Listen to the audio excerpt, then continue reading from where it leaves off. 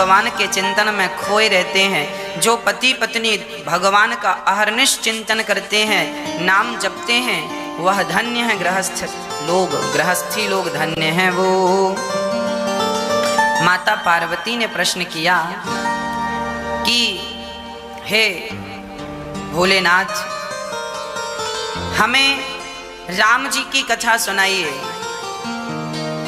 क्या दशरथ जी के पुत्र जो राम हैं, क्या वनवास में जो सीता जी करते, मेरी सीता कहाँ हो, सीता कहाँ हो, तो ये सीता को ढूंढने वाले राम, वन वन में सीता की खोज करने वाले राम, और दशरथ जी के बेटे राम, और जिन राम का आप ध्यान लगाते हैं, क्या ये एक ही हैं या फिर अलग अलग हैं?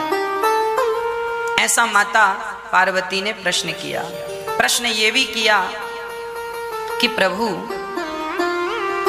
राम जी के जन्म कैसे हुआ, क्यों हुआ, राम जी ने कैसी कैसी लीलाएं की, रावण को क्यों मारा, सारा रामचरित कैसी बाल लीलाएं थी, संपूर्ण भगवान का एक भी चरित्र ना छूटे, ऐसे प्रश्न माता पार्वती ने अपने पति भगवान शंकर से किया।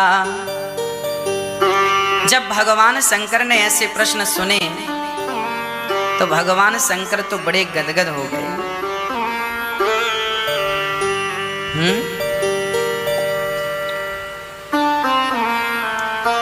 प्रसन्न हो गए। शराबी को शराब मिल जाए तो प्रसन्न हो जाता है, और किसी भक्त को भगवान की कथा सुनाने का अवसर मिल जाए वो प्रसन्न हो जाता है ना। शंकर जी प्रसन्न हो गए। वाह देवी, आपने उत्तम प्रश्न किया है, आपके प्रश्न से भगवान की कथा प्रकट होगी।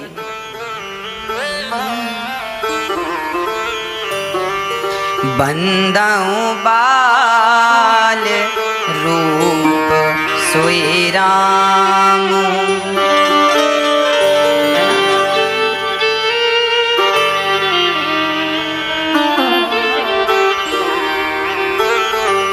बंदाऊं बाल रूप सोई राम, सब विधि सुलभ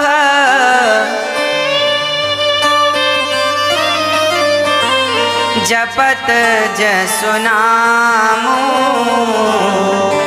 मंगल भवन या मंगल हारी, मंगल भवन या मंगल हारी, द्रवहु सुदशरथ, द्रवहु सुदशरथ अधीर बिहारी, करे प्रणाम राम ही त्रिपुरारी, तरसि सुधा सम गिरा उचारे, मंगल भवन या मंगल हारी, मंगल भवन या मंगल हारी।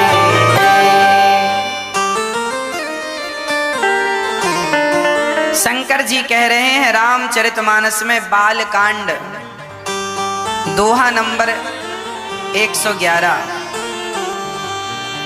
शंकर जी कह रहे हैं मंगल भवन आ मंगल हारी, द्रवहु सुदशरथ अधीर बिहारी, करी प्रणाम। राम जी को प्रणाम किया शंकर जी ने, और शंकर जी ने माता पार्वती से कहा, धन्य धन्य गिरिराज कुमारी, तुम समान नहीं उपकारी। शंकर जी कह रहे हैं पार्वती से, देवी आप धन्य हो। क्यों धन्य हैं? आपने ऐसे प्रश्न किए हैं जिन प्रश्नों से भगवान राम की कथाएं प्रकट होंगी। प्रश्न ना हो तो कथाएं प्रकट ना हो। इसीलिए हम आपसे कहा करते हैं अपने गुरुजनों के पास जाया करो तो व्यर्थ की बातें ना किया करो, ये नहीं हो रहा है वो नहीं। भगवान गुरुजनों के पास अन्न का कण और संत का क्षण कभी बर्बाद नहीं करना चाहिए। अन्न का कण थाली में जो आए उतना ही हमें ग्रहण करना चाहिए, स्वाद हो अथवा स्वाद ना हो, पर अन्न का अनादर अपमान नहीं करना चाहिए। अन्न, यदि आपने अन्न का दुरुपयोग किया तो आने वाले समय में आप उसी अन्न के दाने के लिए तरसेंगे, तड़पेंगे। यदि आपने अन्न का दुरुपयोग किया तो किसी भी हाल में अन्न का उपयोग नहीं करना चाहिए। दाना अन्न ब्रह्म, अन्नम ब्रह्म, इसलिए कभी दुरुपयोग ना करें। संत जनों के, गुरुजनों के पास जाएं तो क्षण का, समय का दुरुपयोग ना करें। हर पल यही प्रश्न हो कि गुरुदेव मेरा कल्याण कैसे हो, हमारा कल्याण कैसे हो, इसका उपाय बताएं। शंकर जी कह रहे हैं देवी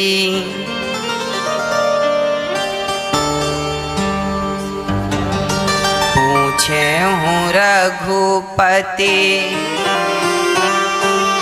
कथा प्रसंगा, सकल लोक जग पावन गंगा,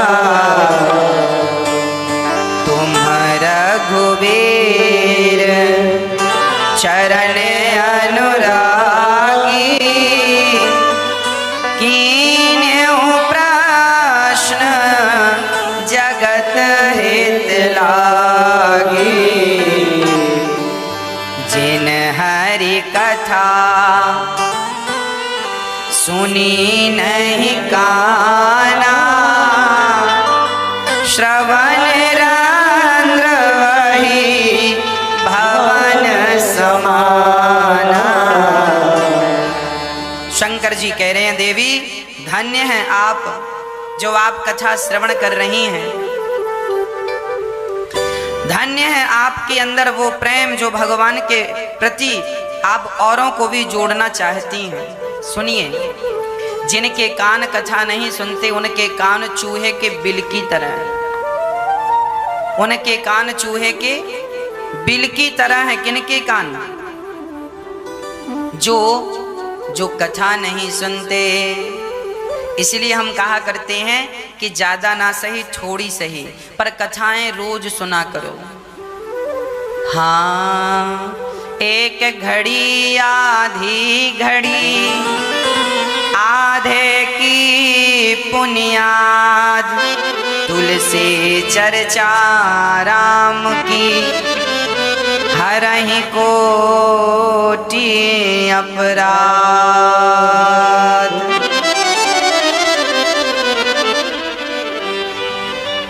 जिनका सिर भगवान के चरणों में, माता पिता के चरणों में नहीं झुकता, उनका सिर तो तुम भी जानते, तुम भी।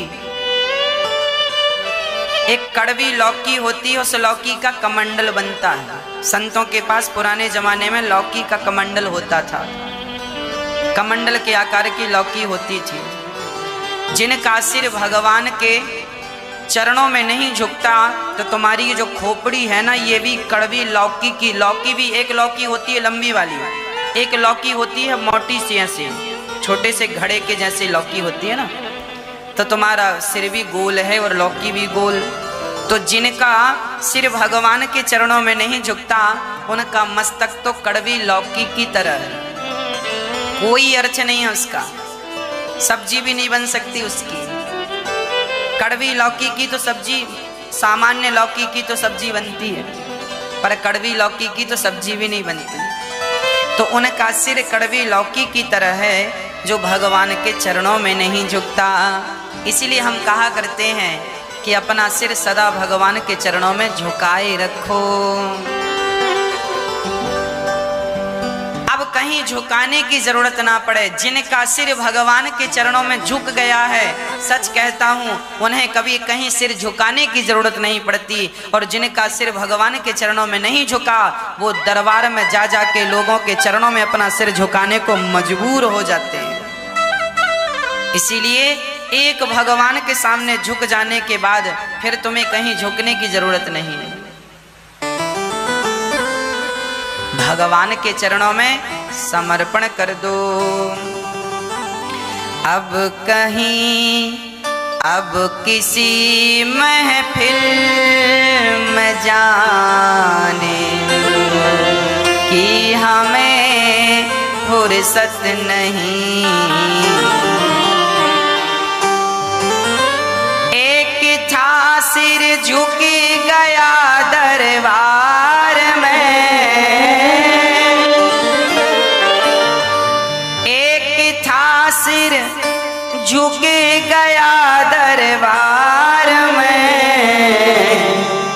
अब कहीं सिर को झुकाने के हमें फुर्सत नहीं। एक बार भगवान के चरणों में झुका लो, फिर कहीं झुकाने की जरूरत नहीं। ये जो आंखें हैं हमारी मिल गई हैं श्याम से, अब कहीं आंखें मिलाने के हमें फुर्सत नहीं।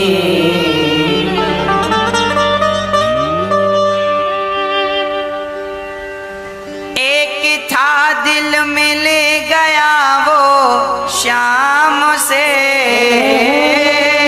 एक था दिल मिल गया जो श्याम से।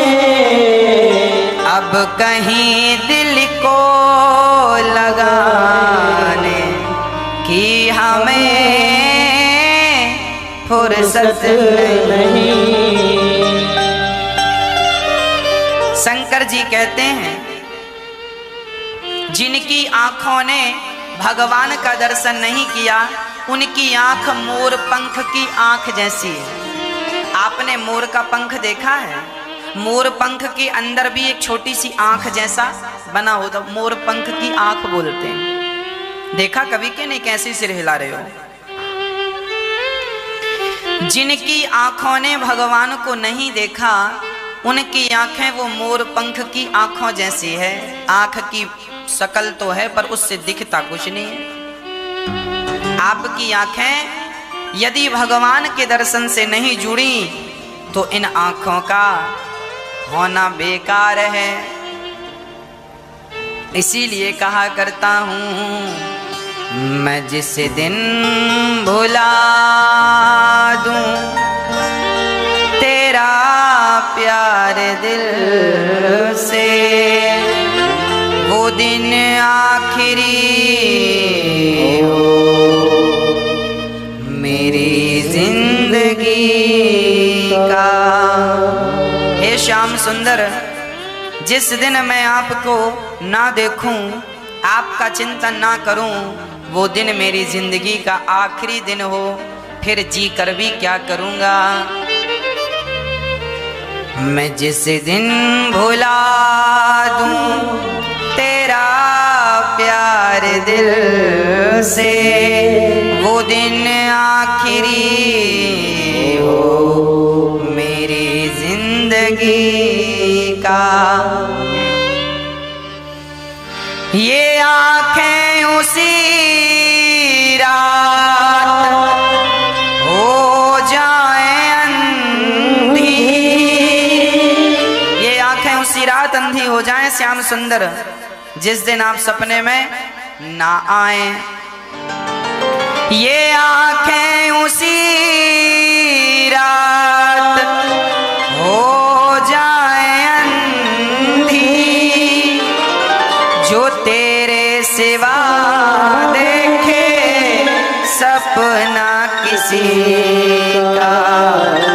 मैं जिस दिन भुला दूं तेरा प्यार दिल आखिरी हो मेरी जिंदगी का।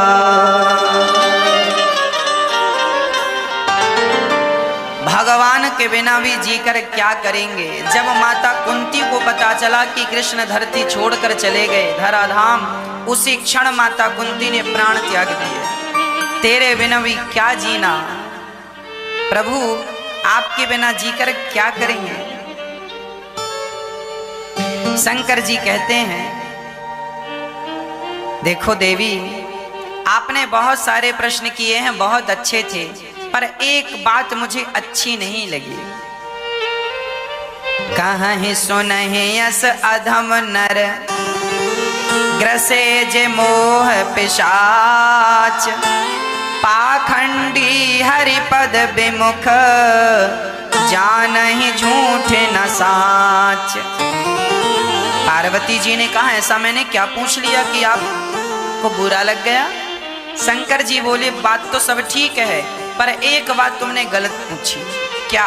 बोले, आपने ये कहा कि क्या दशरथ जी के बेटे राम और जंगल में ढूंढने वाले सीता को राम और जिनका ध्यान मैं करता हूं, क्या ये अलग अलग राम हैं? बोले, ऐसा प्रश्न तो पूछना भी मूर्खता है। ऐसी बातें करना पार्वती, तुम ये प्रश्न पूछ रही हो, तुम्हें शोभा नहीं देता। ऐसा प्रश्न कोई मूर्ख आदमी करे तो बात समझ में आती है। ये प्रश्न कौन कौन कर सकते हैं? कहीं सुनहि यस अधम नर। ऐसा प्रश्न करने वाला कौन है? अधम, जो ये कहे कि राम क्या अलग अलग हैं। एक सज्जन हमारे पास आए, बोले, महाराज जी आपको पता है राम जी कितने होते हैं? हमने कहा, हमने तो एक ही राम को जाना है। माता रामो मत पिता रामचंद्र, स्वामी रामो मत सखा रामचंद्र। हम तो एक ही राम को जानते हैं।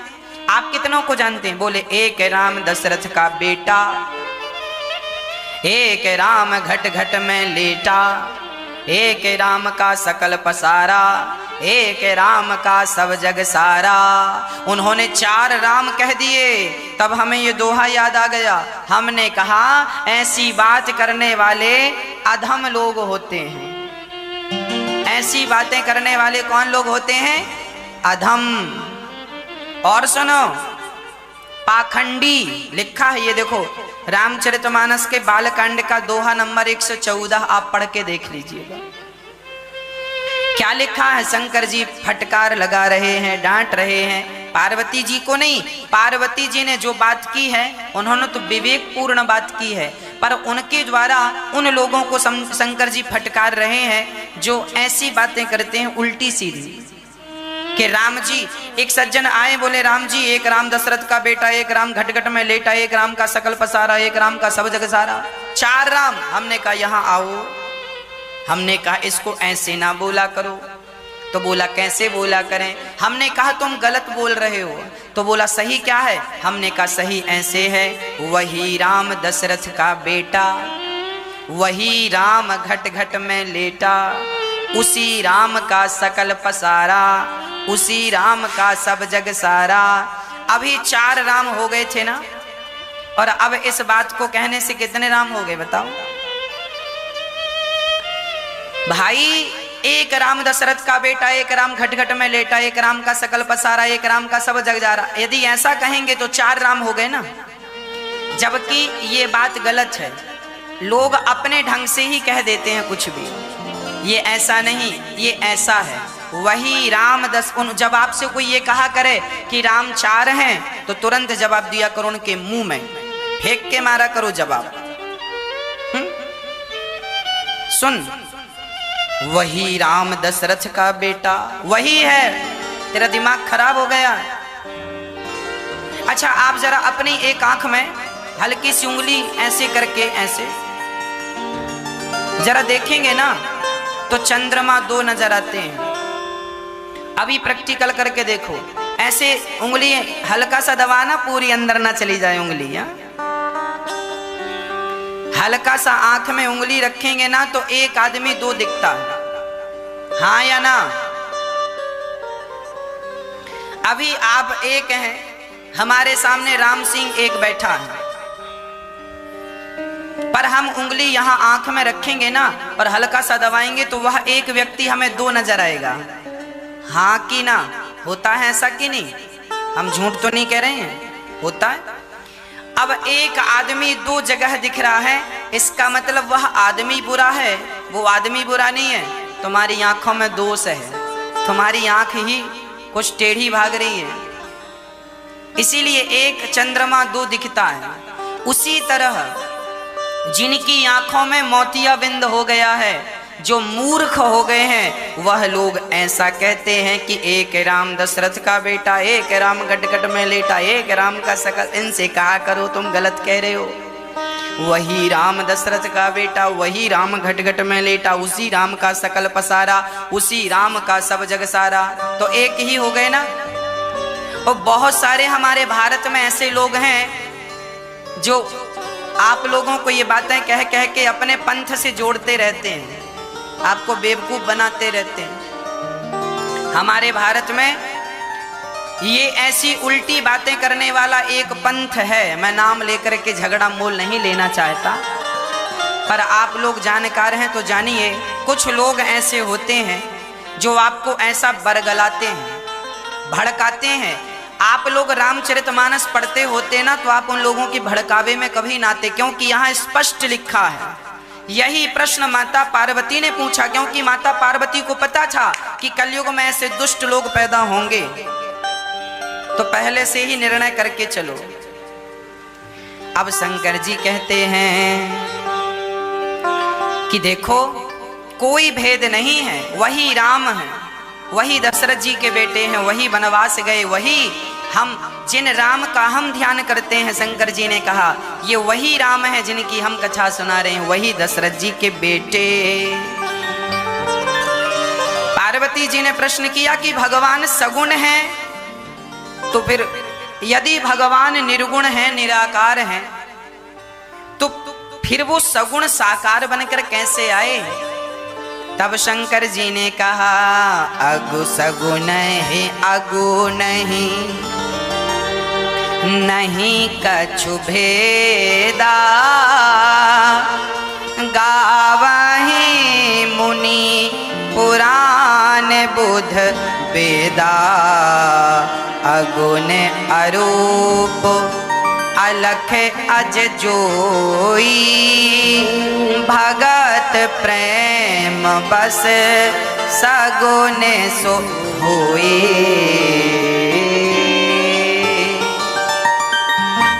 देखिए शंकर जी ये बात स्पष्ट कर रहे हैं, कितना बढ़िया समाधान है। कुछ लोग कहते हैं कि महाराज जी हम तो साकार की पूजा करते हैं, कुछ लोग कहते हैं महाराज जी हम तो निराकार की पूजा करते हैं। अब साकार सही है कि निराकार सही है? तो शंकर जी ने कहा सगुण है अगुण नहीं कछु भेदा, गावहि मुनि पुराण बुध वेदा। सगुण और निर्गुण, साकार और निराकार, इसमें कोई भी अंतर नहीं। भगवान शंकर जी ने एक दृष्टांत देकर माता पार्वती जी को सुनाया। सुनो देवी, बात ऐसी है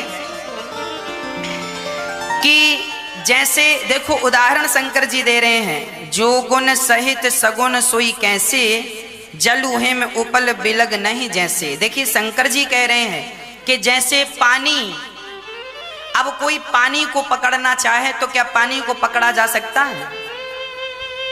बोलो, नहीं, पानी को नहीं पकड़ा जा सकता, पर उसी पानी का बर्फ बना दिया जाए तो बर्फ को पकड़ा जा सकता है कि नहीं? हाँ या ना? जबकि बर्फ में और पानी में क्या अंतर है, मैं आपसे पूछना चाहता हूं। मैया जी, ओ मेरी माँ, कोई अंतर है? कोई अंतर है? नहीं। जैसे पानी ही बर्फ है और बर्फ ही पानी है, जैसे पानी को नहीं पकड़ा जा सकता पर बर्फ को पकड़ा जा सकता है, जबकि अंतर कुछ नहीं है पानी और बर्फ में। उसी तरह निराकार को पकड़ा नहीं जा सकता, पर वही निराकार जब साकार बनता है तो उनके चरण पकड़े जा सकते हैं। तो भक्तों के लिए कि भक्त मुझे देख सकें, वही निराकार, वही पानी बर्फ बन गया, वही निराकार सगुण साकार बन गया। किसके लिए? भक्तों के लिए।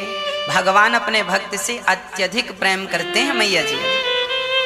तो अपने भक्त के लिए यह व्यवस्थाएं भगवान की ओर से, यह व्यवस्था है उनकी।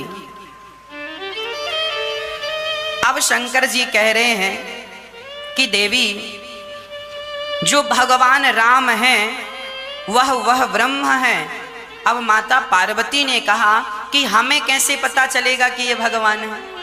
तब शंकर जी ने कहा, बिनु पद चलहि सुनहि बिनु काना।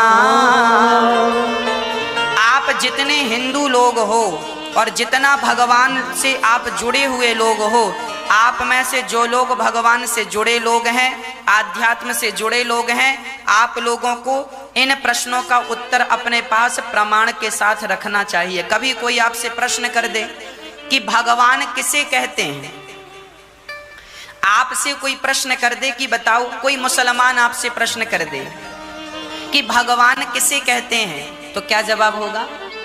आज हिंदू लोग, परेशानी यह है कि हिंदू लोग अपनी संस्कृति, अपने धर्म को सही ढंग से जानता नहीं है।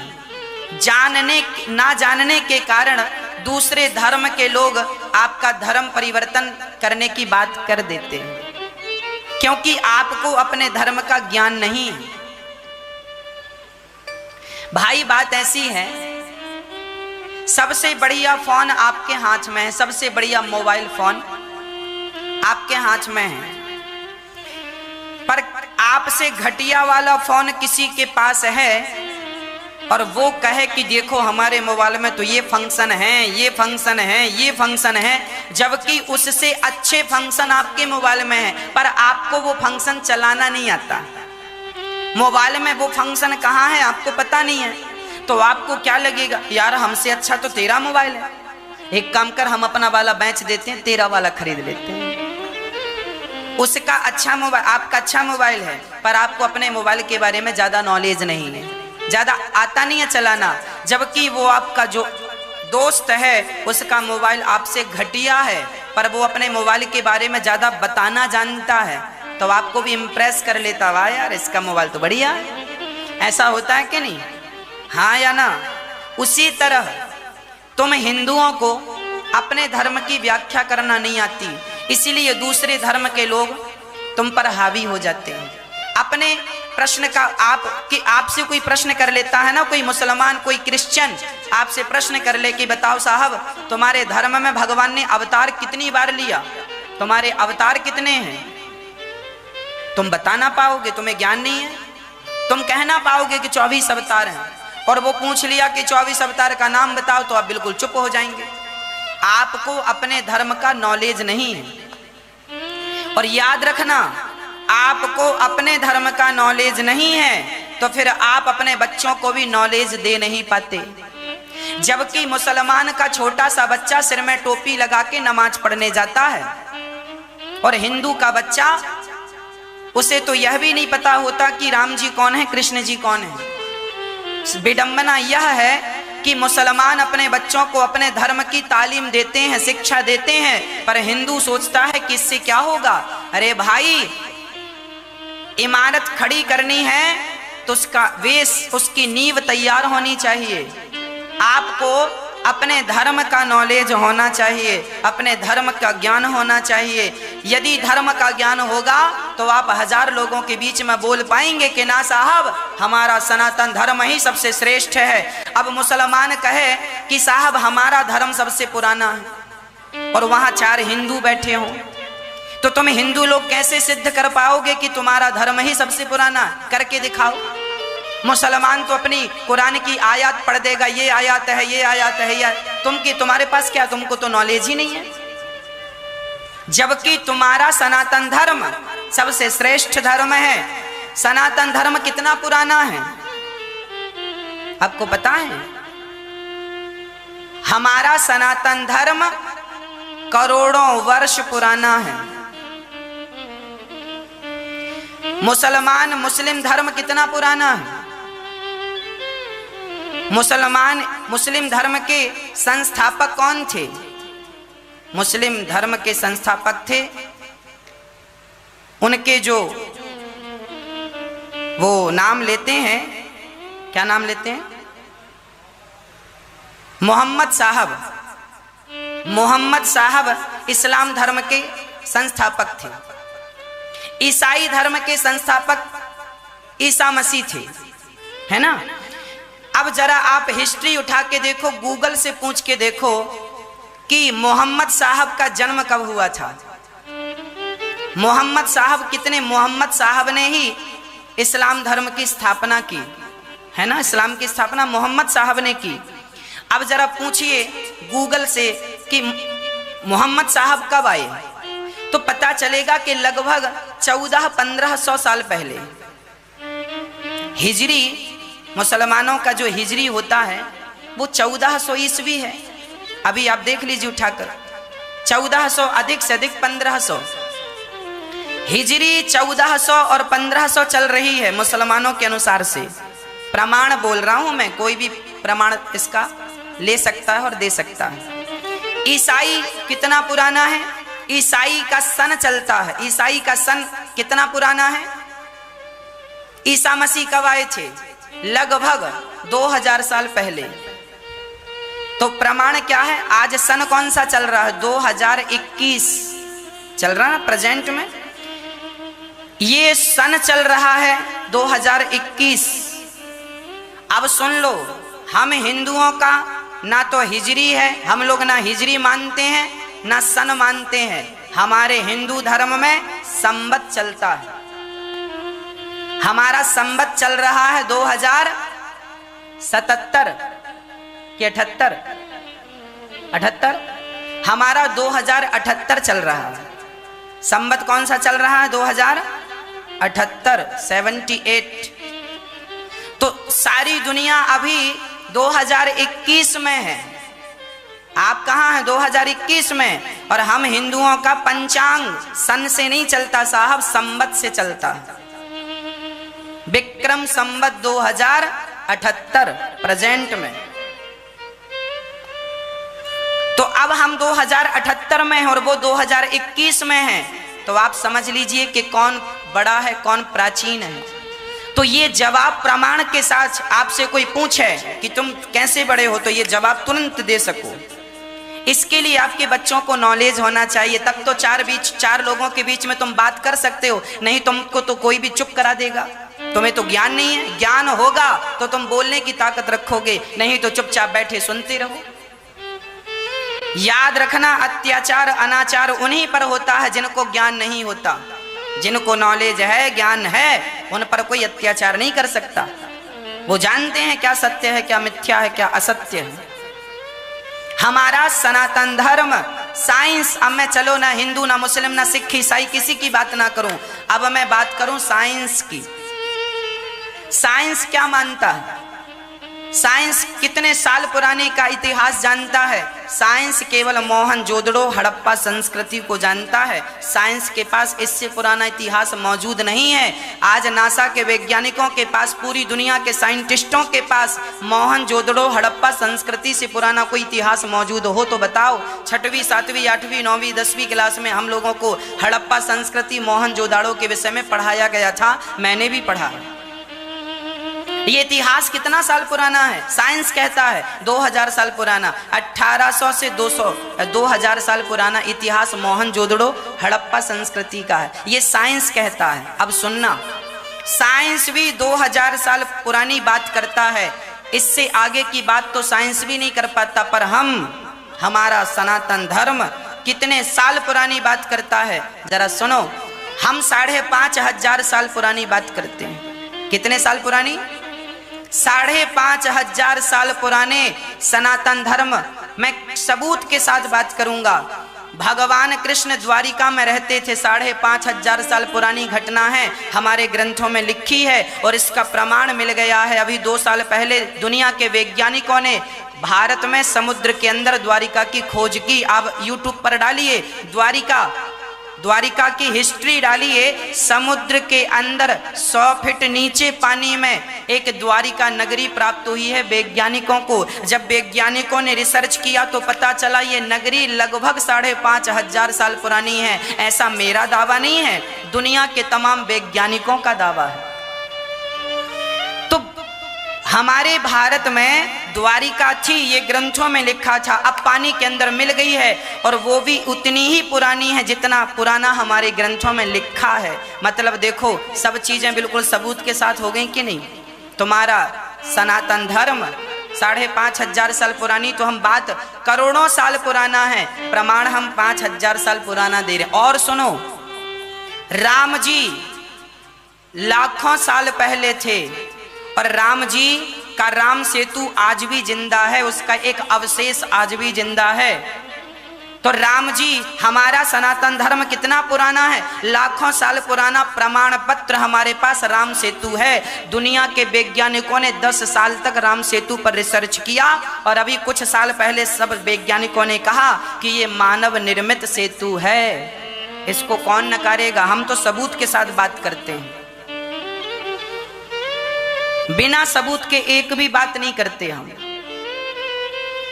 तो हम आपको केवल ये कहना चाह रहे हैं कि आपके पास अपने धर्म का इतना नॉलेज हो जाए, आपके बच्चों को इतना नॉलेज दीजिएगा कि कल को 4 लोगों के बीच में आपकी बोलती बंद ना हो जाए। अपने धर्म की रक्षा करना चाहिए और धर्म की रक्षा तब करना होगा जब आपको अपने धर्म का नॉलेज होगा ही नहीं तो आप क्या करेंगे धर्म की रक्षा। भगवान इस धरती में क्यों आते हैं? परित्राणाय साधूनां विनाशाय च दुष्कृतां धर्म संस्थापनार्थाय संभवामि युगे युगे। है ना, जब जब हो ये धर्म की हानि, बाढ़हि असुर अधम अभिमानी, तब तब धरी प्रभु विविध शरीरा।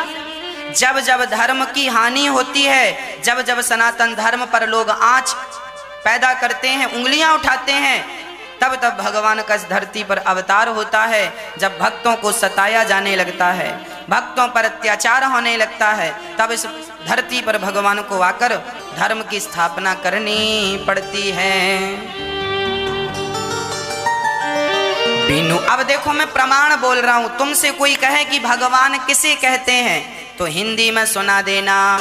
रामचरितमानस में लिखा है, दोहा नंबर 117 बालकांड, दोहा नंबर 117, चौपाई नंबर 6वीं और 7वीं, इसमें लिखा है, बिनु पद चलहि सुनहि बिनु काना, कर बिनु करम करहि विधि नाना, आनन सहित सकल रस भोगी, बिनु वाणी बक्ता बड़ जोगी।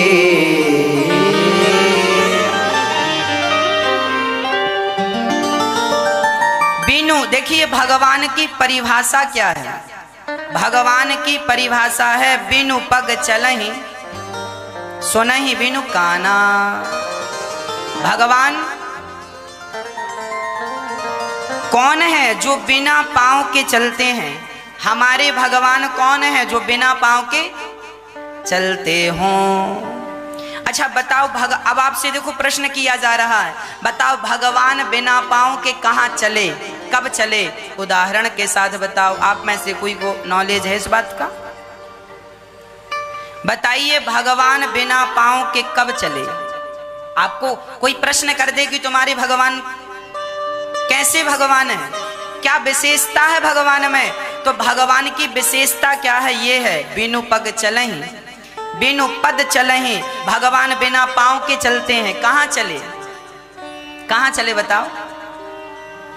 जब भरी सभा में द्रौपदी की साड़ी खिंच रही थी, उस समय भगवान द्वारिका में थे और द्रौपदी ने बुलाया तो भगवान तुरंत, अब सोचो कि द्रौपदी दिल्ली से बुला रही थी और भगवान द्वारिका में थे और साड़ी खिंच रही थी। अब साड़ी खिंचने में कितना समय लगता है, पर भगवान समय से दौड़कर आए ना। पांव वाला चल पाता इतना फास्ट, बिना पग के भगवान चलते हैं। बिनु पद चलहि, बिना पांव के चले गए और बिना पांव के भगवान चले गए। सुनहि बिनु काना, बिना कान के भगवान ने सुन लिया। क्या सुन लिया? रामचरितमानस में एक प्रसंग है कि राम जी ने जब बाली को मारा तो बाली ने कहा कि आपने हमें क्यों मारा? तो राम जी ने कहा तेरी पत्नी ने तुझे समझाया था। अच्छा, जब बाली सुग्रीव से युद्ध करने आया ना, तो बाली की पत्नी तारा ने कमरे के अंदर कहा था, सुनो जी, अब राम जी को जानते नहीं हो क्या? राम जी भगवान हैं और सुग्रीव आजकल उन्हीं की शरण में है। अब सुग्रीव को हल्के में मत लो, उनके रक्षक भगवान हैं। तब बाली ने कहा था पत्नी से, बाली ने कहा कह तारा सुन भी, कह बाली सुन भी रुप्रिय, समदर्शी रघुनाथ, जो कदाचि मोहि मारे हूँ तो पुनि हूँ सनाथ। है ना भाई? बाली ने ये बात अपनी पत्नी से डिस्कस की और राम जी कह रहे हैं क्यों? तेरी पत्नी ने समझाया था, तूने सुना नहीं। अब बाली चक्कर में पड़ गया कि मेरी पत्नी ने तो कमरे में कहा था, इनको कैसे पता चल गया? अरे पगले, ये भगवान है। बिनु पद चलहि सुनहि बिनु काना। ये मन की बात आप अभी क्या सोच रहे हैं, ये भगवान सुन रहे हैं कि आप सोच क्या रहे हैं। बोले मत, मैं जो बोल रहा हूं वो तो भगवान सुन ही रहे हैं, पर आप जो सोच रहे हैं वो भी भगवान को सुनाई पड़ गया। भगवान तो चींटी क्या कह रही है, एक चींटी ने दूसरी चींटी से क्या कहा, ये भगवान जानते हैं। इस चींटी ने उस चींटी से क्या कहा, ये भगवान है सब कुछ। अब आपसे कहें कोई कि तुम्हारे भगवान कैसे हैं, तो कह दिया करो बिना पाँव के चल लेते हैं, बिना कान के सुन लेते हैं। ये सुन के बताया भगवान ने, ये प्रमाण है। बिनु पद चलहि सुनहि बिनु काना, कर बिनु करम करहि विधि नाना।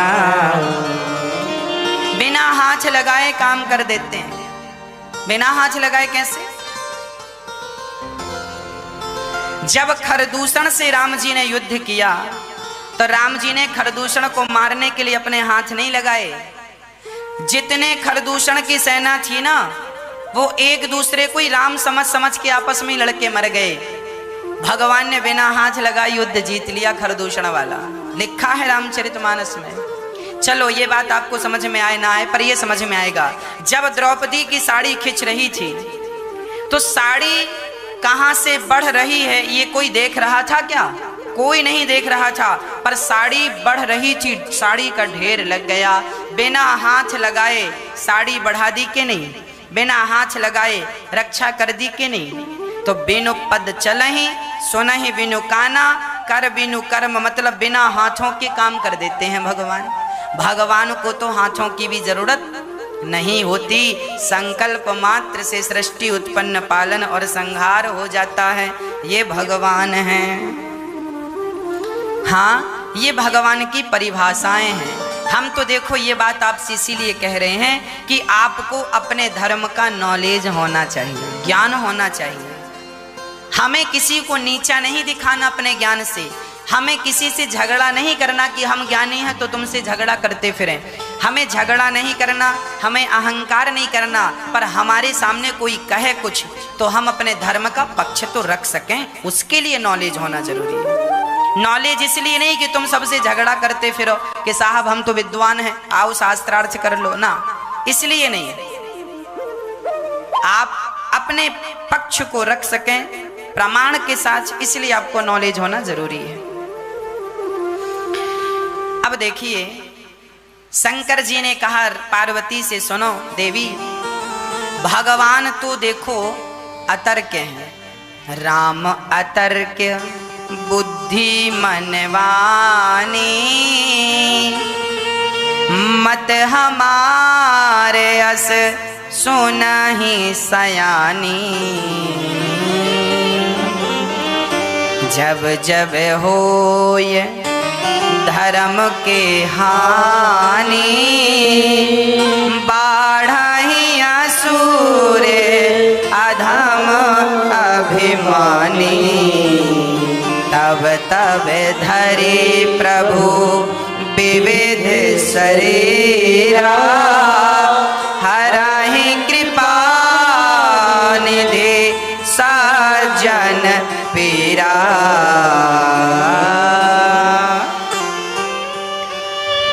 एक सज्जन हमसे बोले, महाराज जी हम भगवान को नहीं मानते। एक सज्जन ने हमसे कहा, महाराज जी हम भगवान को नहीं मानते। हमने पूछा क्यों नहीं मानते? अरे बोले, महाराज जी भगवान यदि हैं तो दिखते क्यों नहीं? हैं तो दिखना चाहिए। अब जो चीज नहीं दिखती हम नहीं मानते क्योंकि प्रमाण नहीं।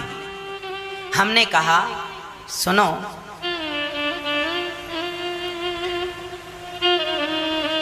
तुम्हारे शरीर में कहीं दर्द है?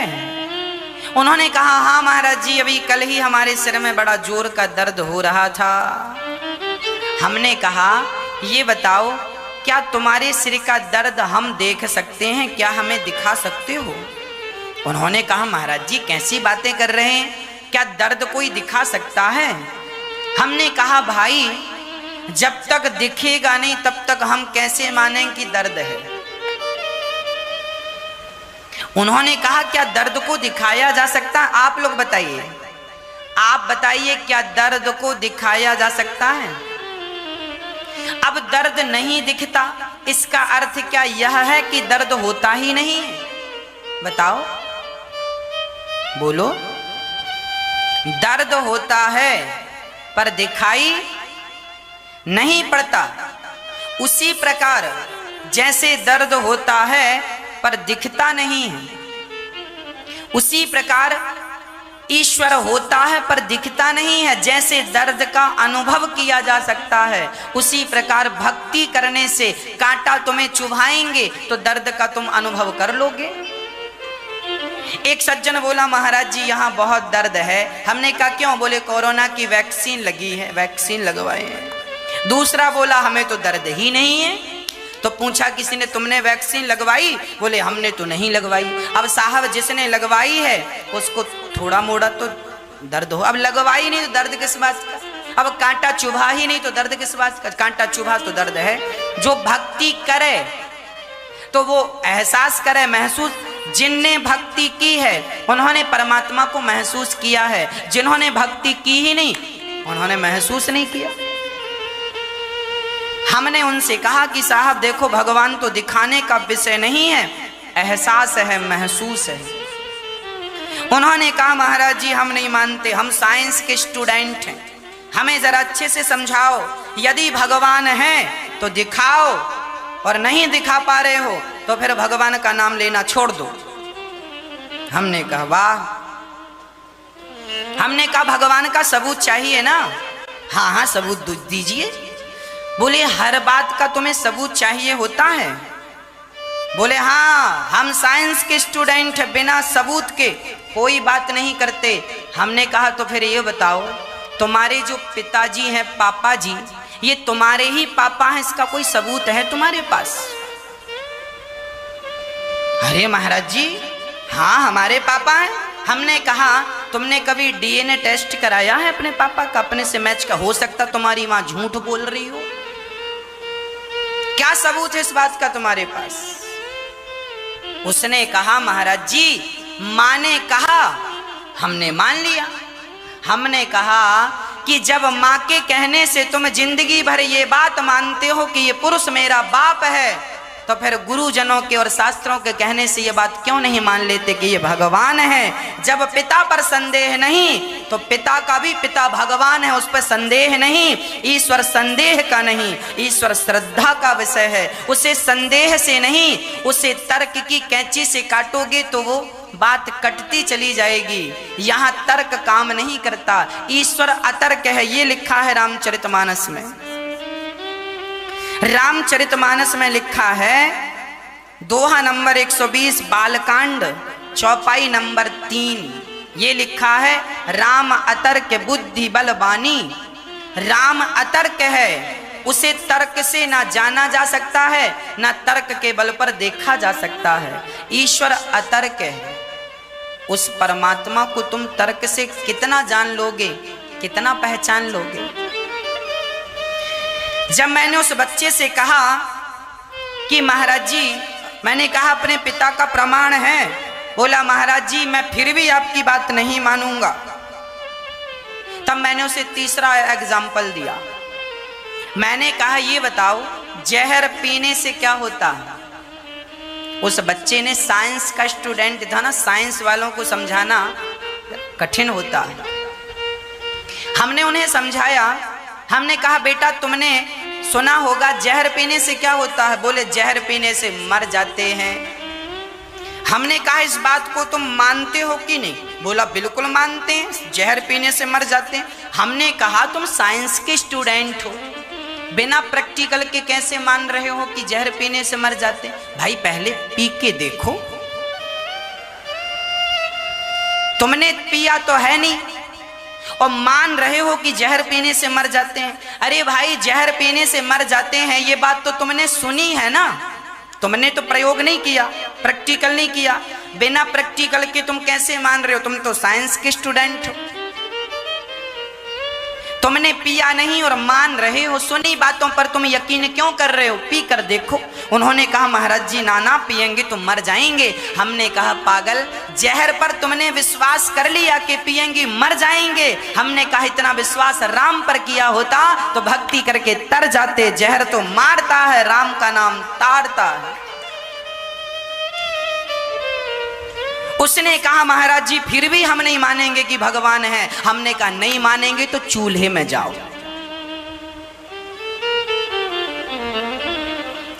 अब ऐसों को समझाने से भी क्या फायदा, जो समझे ही ना। रावण को भी बहुत समझाया था सबने, समझा ही नहीं। ऐसों को क्या समझाना जो समझे ही ना। क्या ऐसों के मुंह क्या लगना, ऐसों के मुंह ना लगा करो। हमारा फर्ज है समझाना, हमारा कर्तव्य है रास्ता दिखाना। उस रास्ते पर चलना ना चलना मर्जी आपकी है। हमने सत्य बता दिया, उस सत्य पर चलना ना चलना, उस सत्य को मानना ना मानना वो आपकी मर्जी है। अच्छा आप लोग ये कहें, कुछ लोग ये कहते हैं हम भगवान को नहीं मानते, तो ये बताओ तुम्हारे भगवान को ना मानने से भगवान का क्या नुकसान है, भगवान का क्या बिगड़ेगा। तुम मत मानो ना, नुकसान तुम्हारा है। अभी समझ में नहीं आ रहा है, आएगा। इसीलिए कहा करता हूं एक भगवान ही है हम सबके रक्षक, एक ईश्वर ही है हम सबके रक्षक। इसीलिए उनकी शरण में हमें चलना चाहिए, वह श्रद्धा का सब्जेक्ट है। शंकर जी ने माता पार्वती से कहा देवी सुनो, इस धरती पर भगवान तब तब अवतार लेते हैं जब जब धर्म की हानि होती है। एक बार उल्लुओं ने मीटिंग की, उल्लुओं ने कहा क्यों भाई तुमने सूर्य को देखा। उन्होंने कहा हमने तो नहीं देखा। बड़े बुजुर्ग सूर्य उल्लुओं से पूछा गया, सीनियर उल्लुओं से, क्यों भाई तुमने सूर्य देखा है। उन्होंने कहा हमने तो नहीं देखा। उन उल्लुओं ने कहा, लिखित में कहा सुनो सूर्य नहीं होता, ये मनुष्य लोग पागल हैं, ये मनुष्य लोग पागल हैं। अब ये पागल हैं, अब उल्लू कह रहे हैं कि ये मनुष्य लोग पागल हैं। अब अब क्यों कह रहे हैं ये बात? क्योंकि उन्होंने कभी सूर्य को देखा नहीं है, कभी सूर्य को नहीं देखा। भाई सूर्य को कभी उल्लुओं ने देखा ही नहीं, अब वो कह रहे हैं सूर्य नहीं है।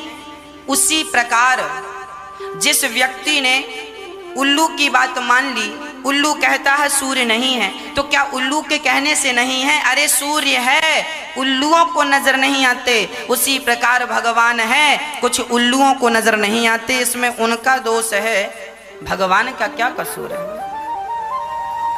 अब सुनो, राम जन्म के हेतु अनेका, परम विचित्र एक ते एका। जन्म एक दुई कहाँ हूँ बखानी, सावधान सुनो सुमते भवानी। सुनो, अब मैं भगवान के जन्म के कुछ उदाहरण दे रहा हूं, सुनो। एक बार जय और विजय नाम के भगवान के द्वारपाल थे, तो द्वारपाल खड़े पहरा दे रहे थे, तभी वहां सनकादि चले गए, तो सनकादियों को द्वारपालों ने रोक दिया, अंदर मत जाइए, विष्णु भगवान अभी शयन कर रहे हैं। अच्छा, जबकि भगवान विष्णु ने कह रखा था कि ब्राह्मण आ जाएं, संत आ जाएं, तो कभी रोका ना करो, पर वो नहीं माने और द्वारपालों ने अपनी मनमानी कर डाली, भगवान के भक्तों को रोक दिया। और जब रोका तो परिणाम, सनकादियों ने श्राप दे दिया, जाओ तुम भक्तों को रोकते हो भगवान से मिलने के लिए, जाओ तुम दोनों राक्षस हो जाओ, 3 जन्मों तक राक्षस रहना। वही जय और विजय, फिर भगवान नारायण आए, क्या हुआ? बोले जय विजय चरणों में गिर पड़े, प्रभु हमें श्राप मिल गया, 3 जन्मों तक। भगवान बोले हम 4 बार अवतार लेंगे तुम्हारे लिए, चिंता ना करो। वही जय और विजय, एक जन्म में हिरण्याक्ष हिरण्यकश्यपु, दूसरे जन्म में त्रेता युग में रावण कुंभकर्ण, और द्वापर युग में शिशुपाल दंत वक्र बने। और भगवान ने 4 अवतार लेकर मारा, हिरण्याक्ष को बाराह बनकर मारा, हिरण्यकश्यपु को नरसिंह बनकर, रावण कुंभकर्ण को राम बनकर मारा, शिशुपाल दंत वक्र को कृष्ण बनकर के भगवान ने मारा। एक बार तो राम को इसलिए धरती पर आना पड़ा क्योंकि जय विजय को श्राप लगा था, अपने भक्तों के लिए भगवान को अवतार लेकर आना पड़ा। अब दूसरी बात सुनो, एक बार कश्यप और अदिति ने भगवान की बहुत तपस्या की, और वही दशरथ और कौशल्या बने और उनके राम पुत्र बनकर आए, और उनके लिए भगवान राम अवतार लेकर आए, उन माता पिता को सुख देने के लिए, इसलिए राम का अवतार हुआ। ये एक कल्प की बातें हैं। एक कल्प सुर देखे दुखारे, समर जलंधर सन सब हारे।